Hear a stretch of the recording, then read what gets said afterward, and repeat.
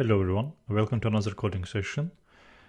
And since it's coding session, it will be very long probably video where I will try to build, so for this one goal is parse sitemaps using Golang, save result in database, and maybe if we will have time, process the saved URLs and convert it to a bit more structured data. And I'm doing it for my side project, which was like, I did this project for like video purposes or learning purposes. This is a project on Go, Go's default template engine, and it's deployed using Kubernetes and etc. So you can find more videos about this project in my channel, on my YouTube channel. I also will put some link under this video where you can find more information. But for now, let's just get started. So first of all, I start doing this. I want to understand for myself what will be data flow basically. So right now I have parsers for. I have two types of parsers basically.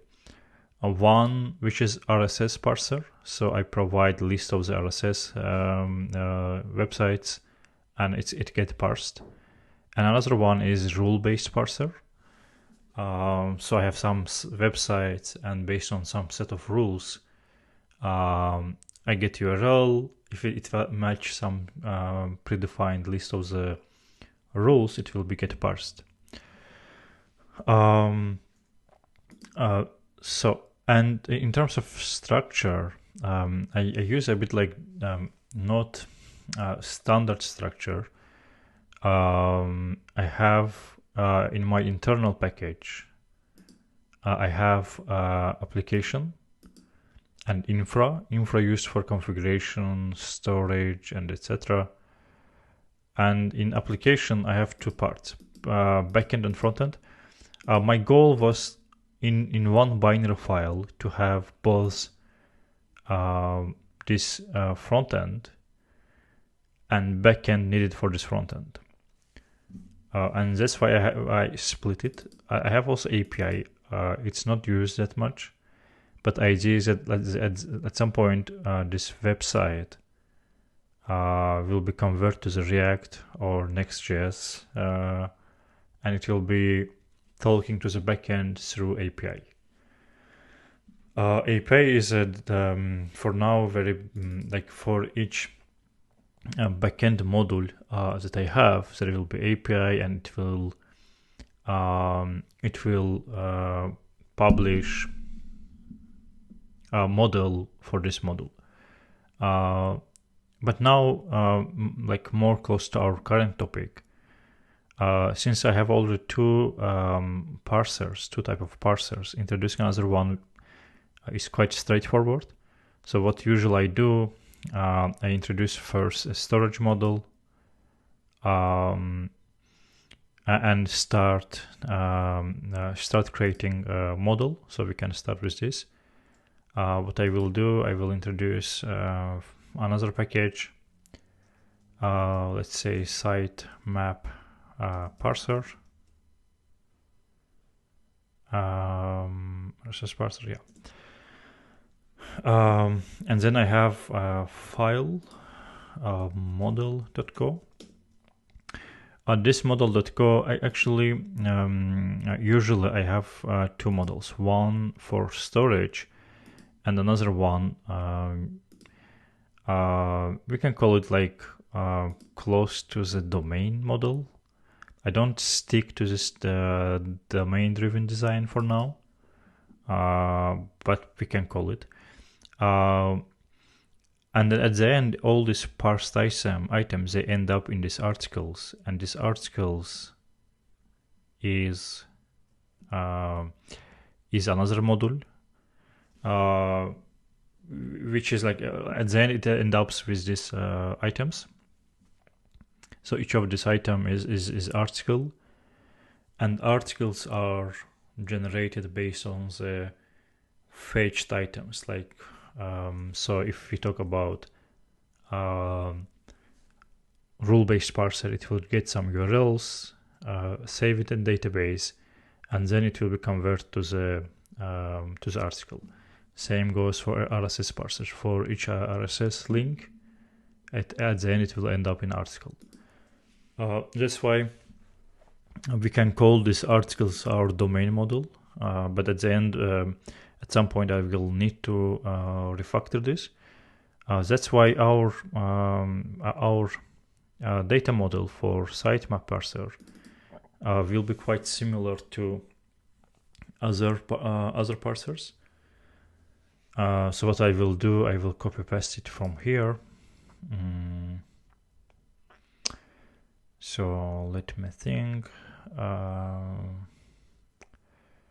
This is for rule parser. I think RSS parser will be more suitable. So we will have source, which will be a list of our source sitemaps. We will fetch this data, get list of sitemaps. What I'm explaining here is, can I move this part? No. Okay, so what I'm explaining here is basically my domain, data flow. That is our data flow. And it starts with get list of the sitemaps, then fetch data for each sitemap.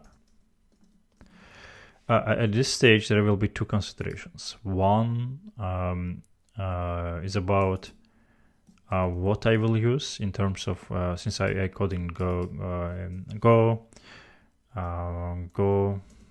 package for parsing sitemap. And another consideration, some websites, they have very big sitemap. I'm not sure if I should do it from the beginning, but at some point I might need to split into the parts big sitemaps. For now, I will not do it. I will leave it as it is. In the cases where I cannot parse or fetch this data, I will just throw an error or log it, and then I will need to consider it. So another consideration, big sitemaps. Parsing very big sitemaps. So we will need to think about, I will need to think about these two items. But now, so what we do, we get, let's change this, it should be like this. So we get list of the sitemaps, fetch data for each data. This is our input, this is our considerations. And at this stage, we can say for fetch for each data. And so this is our save unique URLs. So we will need to have some checks. If we didn't parse this, if we didn't already save this URL, we will save it. This is like very basic flow. But data flow for parser. Based on this parser, we will have another flow for articles, which is already implemented. So how this application works, I have a Kubernetes job, which runs periodically for each parser, and at the end there is another worker, another job, which runs for articles. And then I convert this URL, collect URLs to more organized. And once we do also sitemap parser, we will need to introduce it in articles. So basically fetch, another fetch, which will be for sitemap parser items. I know this is a very long introduction to what we need to do, but maybe I can put time codes in the comments so we can jump between the sections. But anyway, so now we need to have our model. I said we can use from RSS parser. So maybe I can increase font a bit so you guys can see it.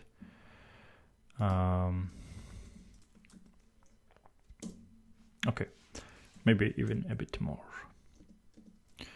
Now I usually use Visual Studio Code for my tutorials, but this is a work on project, and Golang is a bit, in my opinion, a bit better for some, like auto completion and error checks.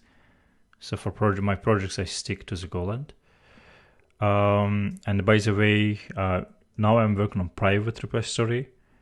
On a link provided in description, you can find public version. It's not up to date with private. At some point I will update it. But anyway, so sitemap parser, what I need for sitemap parser, I will go to RSS parser, copy some items here. I think we can copy all this. And by the way, depending on the package that we will use for sitemap parser in Go, this can change, but I want to have like very initial version, sitemap parser. So we have all this. So for source, so this is, let me put some comments. So this is source of the specific sitemap.xml, because some websites, they have parent sitemap, and then from parent sitemap they link to the sub sitemaps. In this URL we will have sub, like direct link to the XML, meaning that we can have some duplications in our source. I would do another way. We could have one source and then we could have XML files under the source, but I can do it in a articles phase, not a raw data fetching phase. That's why I will skip it. So I will make it not unique. Yeah, we need this flag, so we can ignore some of the items. K is unique. So this item, so if for each, maybe we can use one example.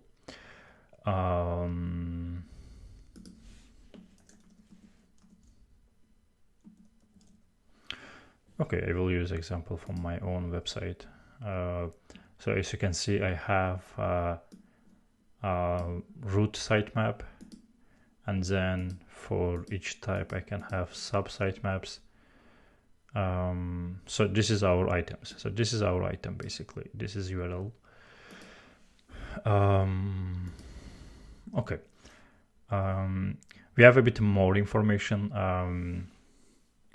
Let me think, because usually what I do as part of the parser, I don't just parse, I don't just get URL, but I also attach some title, description, which I get from like basically this is my sitemap. I go through these items.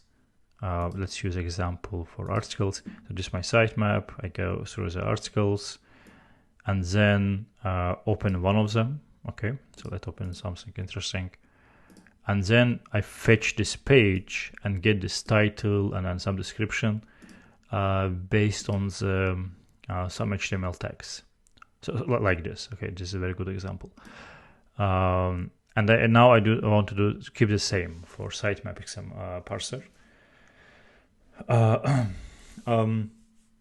Ideally, this is probably not the best option, because we might need like some separation of the concern, meaning that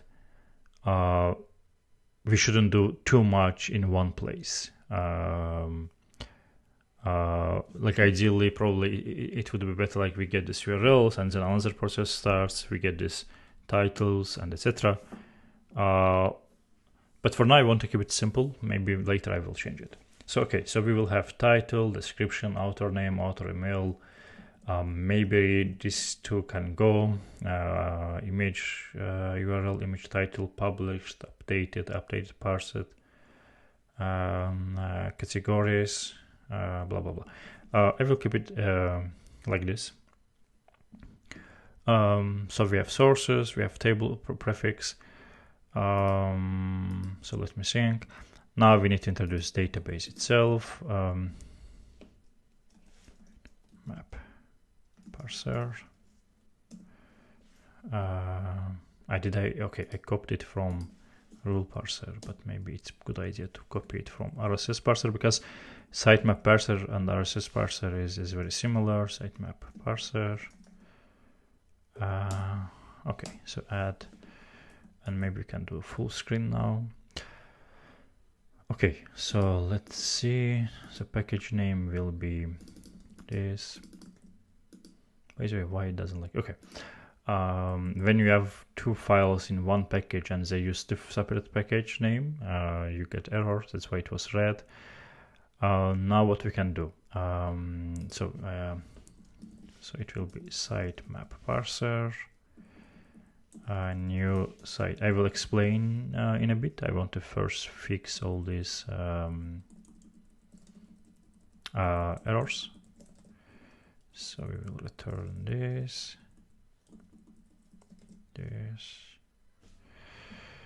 We will have populate with some predefined data. I will update this part as well.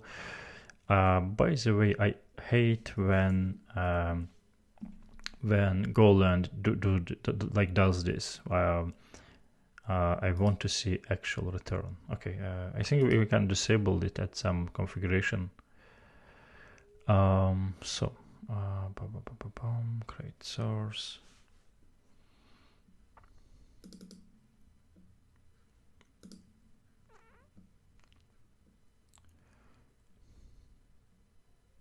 Okay. So this is storage part. So we need to define our how we initialize database table. On this phase, it's only tables. Initializing of database is in a bit different place. I will show it also in a bit. So for now, what I want to do, I want to let's first fix this part. Methods on this storage type will be same.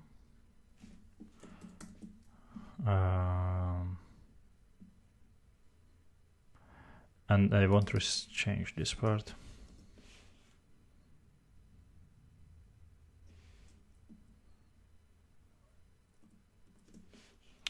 It will be sitemap parser. So now we have same receiver name. I usually use capital letters. SP sitemap parser. We need to change this part. Let's put to do.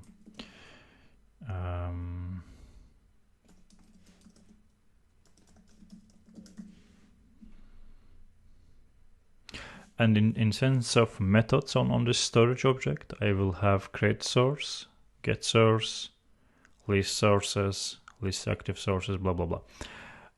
And then this is probably one of the most important ones.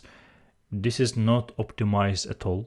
Let's say if we will have at some point millions URLs, for each URL that I get in sitemap. Let me put it another way.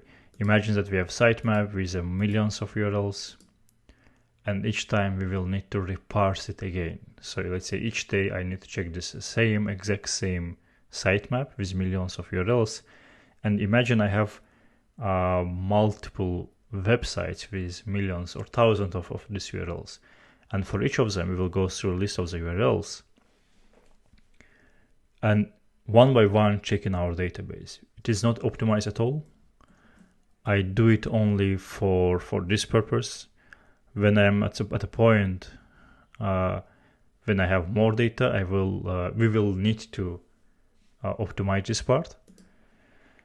And one of the basic idea is like hash this and check hash map, and then like there are multiple ways of optimizations. For now, we don't do any of this. So if we do similar in production, don't do it. So when now we have our methods type to work with tables of sitemap. So now what we can do, we can go to the so this was implementation of the storage, so we can work with tables, and now we need to implement actual parser. For this I will also copy paste RSS parser, but we will need to change a lot of things. So it will be sitemap parser.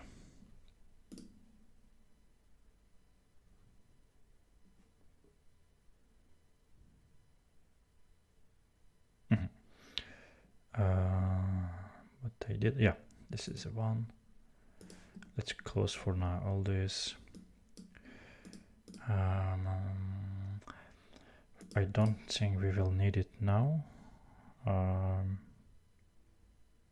So let's delete RSS parser.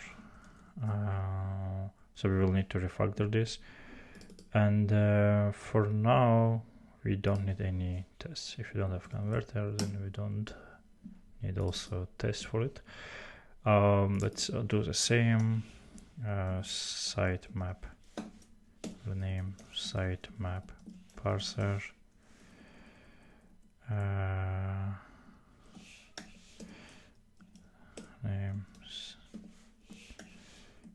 Rename sitemap. Maybe it's not best name because we will have package for sitemap parser. So I will do sp again. So if you are not familiar with this kind of structure, maybe I need to a little explain. It's very confusing why we have this again, right? The thing is, I want to split two parts. One, logic of actual parsing, fetching raw data from sitemap, from external source, maybe processing or pre-processing it, like converting some types, adding some URLs and etc., from saving it in database. Because this is two different concerns, right? And the idea behind it that in future you can change your database or tables, you can introduce more fields and etc. And you don't want to mix this with actual parsing logic. That's why the first thing that we did under storage, this is a place for our database model, and then methods that work with this model. And by work I mean we have some entity, some model, and if we want to save it or create a new one in database, we can call these methods. And in my case, these methods are based on Golang. This is a package, quite popular one, and then they provide. So I'm basically using CRUD, like create, update, create, read, update, delete. For now, I don't have much logic in these methods, but later, like as an example of this method has item, they can be refactored. So this is storage part. And if you go a bit more details about the storage, this sitemap parser will be introduced in actual storage. Like from my business logic, I initialize only this method called just a storage, this type. I do new storage. And then for each sub storage, I have something like this. So let's say I initialize, I can show you an example. Let's say I initialize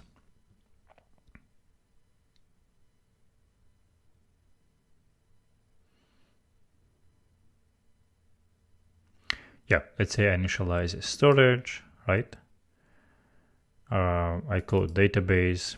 So under this database, I will have for each sub module another sub storage, and method of this storage will be under this method. So for RSS parsers, I have this list. For rule parsers, they are now very similar, but since they work with different types, I keep them separate. And that's what we did in the first part. We need to finalize it by introducing this method also in this type, and then start using it in our business logic. This is our business logic. So here, sitemap parser is a business logic item, I can call it, or domain item, and here is a for storage. And this will use storage type for saving, fetching from database. Sorry, not this, but this one, this guy here. Okay, and by the way, we need to rename it. It's not a RSS parser, it's a sitemap parser. Yes, and let's see. Probably we will need to change this, right? Because now we use quite different. We will use quite different logic, but let's start. So this is a module. It's another topic. I have video for this where I introduce. I will put. I will forget about it, so let me show it in a bit. So if you go to my YouTube channel and watch, go to videos. I believe it starts with Kotkian.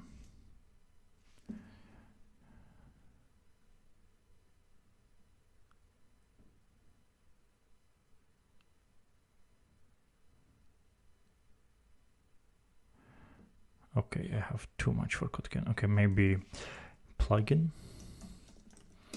I made this guy here. Simple plugin modular system. If you check this video, maybe I can put this link in description. In this video, I introduce modular system, and each of these my business logic items, they are part of the modular system. And then it's very simple. Each module has start method, so I can run multiple modules in parallel. Let's call it for now parallel, but it's not actually parallel. But anyway, and they have name, and then later they can have like stop, pause, resume, and etc. So in my sitemap parser, when my sitemap parser starts, what we're gonna do, we will get configuration, so we can see where is database. We can initialize, generate a new connection string. This is needed for database. And then let's go back. Initialize a database connection. For now, each of these modules, they initialize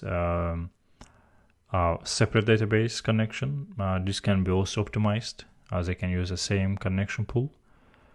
But anyway, we initialize the database, and this is where it starts. So this is code for RSS parser, and for RSS parser, I use this guy here. It's external package. You can check it from here. GoFit, it's called. And now, maybe this I will leave this part for next video, but now what we need to do, we need to find Golang sitemap parser.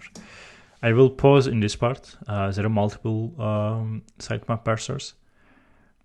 In the next video, it's already 30 minutes and we almost didn't do anything. But in this one, next one, we can actually select one of these sitemap parsers and use it for this project. If you watched to this point, thank you very much. Check other videos. Let me know in comments what do you think. And then see you in another video. Bye bye.